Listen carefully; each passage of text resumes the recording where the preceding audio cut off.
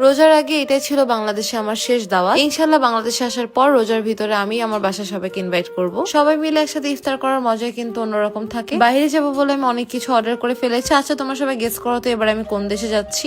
আসসালামু আলাইকুম, কি অবস্থা সবার, কেমন আছেন? আমিও ভালো আছি আপনাদের দোয়ায়, আলহামদুলিল্লাহ। মেইনলি আমরা আজকে আসছি একটা দাওয়াতে, আর রোজার আগে বাংলাদেশে এটাই হচ্ছে আমার শেষ দাওয়াত। ইনশাল্লাহ রোজার মাসে মজার মজার রেসিপি বানায় দেখাবো। আমাদের জন্য এখানে ডেজার্টও বানানো হয়েছিল। দেখতে তো মাশাআল্লাহ অনেক সুন্দর হয়েছে। এখন খেয়ে টেস্ট করে দেখবো যে আসলে কেমন হয়েছে। তো আমরা যারা যারা গিয়েছিলাম সবার জন্য বাড়িতে ওঠানো হচ্ছে ডেজার্টটা। তো আজকে আমরা মেইনলি গিয়েছিলাম একটা বড় ভাইয়ের বাসায় দাওয়াতে, আর এই সবগুলো রান্না কিন্তু বড় ভাইয়ের বউ মানে আমাদের ভাবি নিজে হাতেই করেছেন। তো এই ডেজার্টটার নাম ছিল শাহী টোকরা, এই টাইপের কিছু একটা হবে। খুব ভালোই লেগেছে আমার কাছে। আমি জানি আপনারা আমার এই শাহী টোকরা খাওয়া দেখে অবশ্যই বলবেন যে মিসমি আপু তুমি কিন্তু এই রেসিপিটা এখন আমাদেরকে দাও না, রেসিপিটা শেয়ার করো। আচ্ছা ঠিক আছে, আমি আপনাদেরকে কথা দিলাম আমি যখন দেশের বাইরে থেকে আসবো অবশ্যই আমি আপনাদের সাথে শেয়ার করবো। সারাদিন আমি কাজে ছিলাম, আমি কাজ শেষ করে ডিরেক্ট হচ্ছে দাওয়াতে চলে আসছি। এরপর দেখতে আসতেছিলাম যে আমাদের ভাবি আমাদের জন্য কি রান্না করেছে। খিচুড়িটা দেখলে বোঝা যাচ্ছিল যে অনেক মজা হবে। এখানে বেগুন ভাজি ছিল, লইট্টা শুটকি ভোনা ছিল, সাথে মুরগি ভোনাও ছিল। এরপর আমাদের সবার জন্য খাবার সার্ভ করে, কিন্তু ছেলেরা ডাইনিং রুমে বসবে আর আমরা মেয়েরা ড্রয়িং রুমে বসবো। তার একটাই কারণ, সেটা হলো চেয়ারের তুলনায় আমরা মানুষ বেশি ছিলাম। আমি আমার খিচুড়ির প্লেটটা নিয়ে সোজা চলে যাই ড্রয়িং রুমে। সবগুলো খাবারে অনেক মজার ছিল। এরপর আমাদের জন্য আবার ডেজার্ট থাকে একটা, সেটা হলো পুডিং। সবাই মিলে আড্ডা দিতে দিতে আমাদের প্রায় 12টা বেজে গেছিল। আমরা সবাই যে যার বাসায় চলে যাবো। তো এর আগে হচ্ছে আমরা একটা গ্রুপ পিকচার তুলতেছিলাম। যেহেতু দেশের বাইরে যাচ্ছি তাই অনেকদিন পর আবার তাদের সাথে আমার দেখা হবে, তাই হচ্ছে আল্লাহ হাফেজ দিয়ে দিচ্ছিলাম। তোমরা সবাই একটু গেস করো তো আমি কোন কান্ট্রিতে যাচ্ছি এবার। বিদেশে যাওয়ার জন্য এবার আমি অনেকগুলো ব্যাগ কিনেছি। চলুন আপনাদেরকে এক ঝলক দেখিয়ে ফেলি।